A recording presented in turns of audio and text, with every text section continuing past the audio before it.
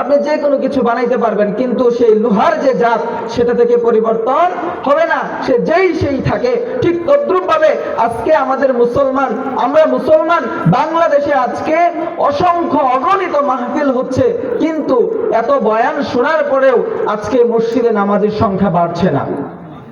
আজকে এত বয়ান শোনার পরেও সমাজের মধ্যে ভালো মানুষের সংখ্যা বাড়ছে না, দিন দিন খারাপ মানুষের সংখ্যা বাড়ছে। কথা বলেন ঠিক কিনা? তো কি জন্য এই ওয়াজগুলো কাজে লাগতেছে না? এই যে ওয়াজ হচ্ছে, আমরা ওয়াজ শুনে যাচ্ছি, কাজে লাগতেছে না কেন? এর একমাত্র কারণ হচ্ছে আমাদের কলব।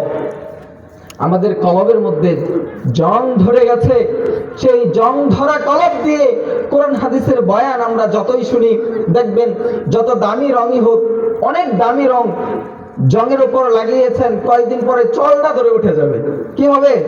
চলটা, বড় ধরনের একটা চলটা ধরে সে রংটা উঠে যাবে। ঠিক তদ্রুপভাবে আজকে আমাদের কলব নষ্ট হয়ে যাওয়ার কারণে এত বয়ান শোনার পরেও আজকে আমরা গুনাহ থেকে বিরত থাকতে পারছি না।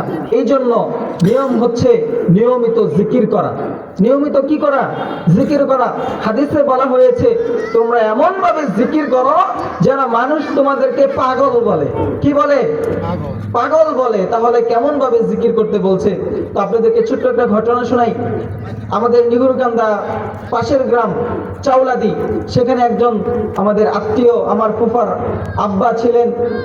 উনি যখন আমাদের বাড়ির পাশ দিয়ে যেতেন, তখন আমরা ছোট ছোট একদম, তখন স্কুলেও ভর্তি হয় নাই, একদম ছোট বাচ্চা।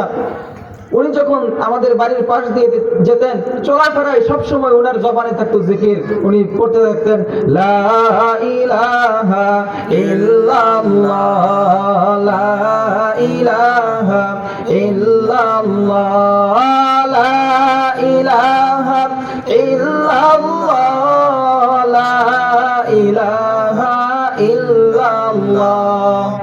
তখন আমরা ওনার সাথে সাথে ছোট বাচ্চা যারা ছিলাম, মিছিলের মতো করে ওনার সাথে কি করতাম? জিকির করতাম।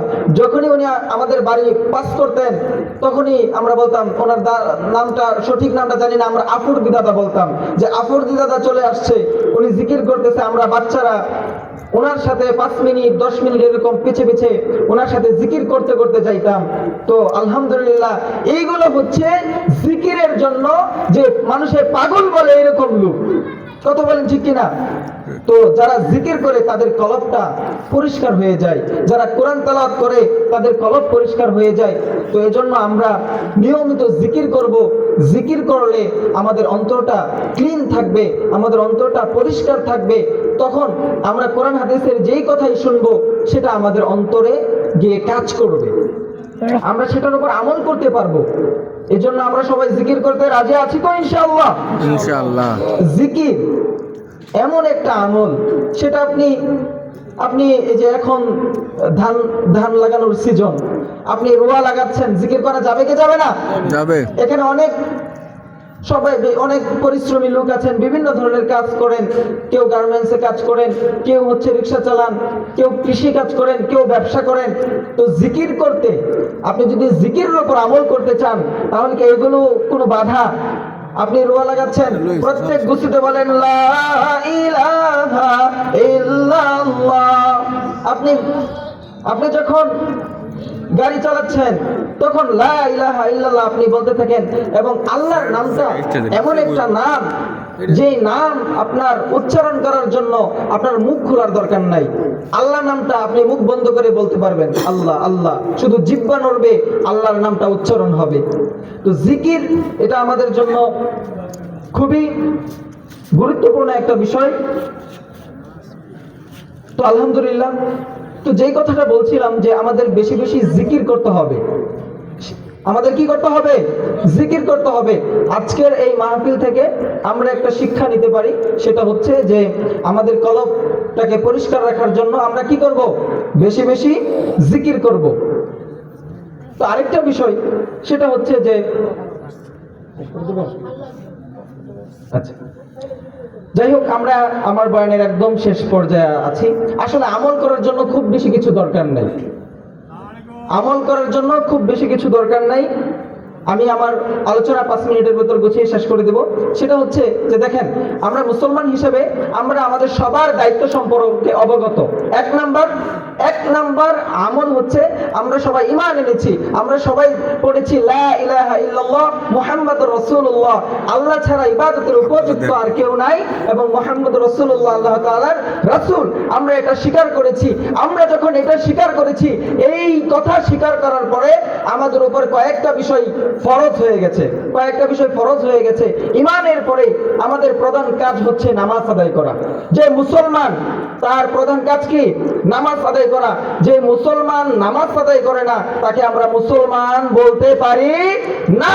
মুসলমান তো এমন হতে পারে না যে সে মুসলমান কিন্তু সে নামাজ আদায় করে না, এমনটা হতে পারে না।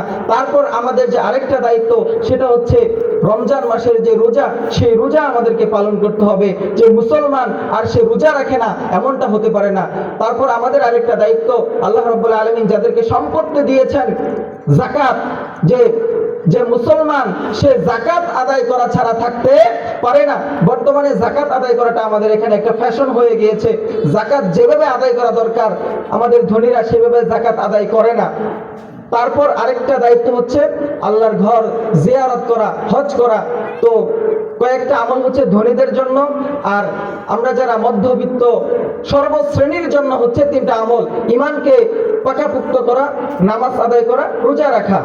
এর পাশাপাশি হালাল হারাম যদি আমরা মেনে চলতে পারি তাহলে আশা করা যায় আল্লাহ রাব্বুল আলামিন আমাদের জন্য চিরস্থায়ী জান্নাতে সুখের ব্যবস্থা রেখেছেন। তো ওয়াজ কি এর চেয়ে বেশি কিছু লাগে? আর আমরা সবাই জানি বাকি ওয়াজ। তো আল্লাহ রাব্বুল আলামিন আমাদের সবাইকে এই অল্প সময়ের মধ্যে আসলে অগোছালোভাবে যে কথাগুলো বললাম, আপনারা সবাই দোয়া করবেন সর্বপ্রথম আমি যেন এই কথাগুলোর উপর আমল করতে পারি, এবং আজকে যারা এখানে কষ্ট করে এই কথাগুলো শুনলেন আল্লাহ রাব্বুল আলামিন যেন আপনাদের সবাইকে আমল করার তৌফিক দান করেন। সবাই বলি আমিন।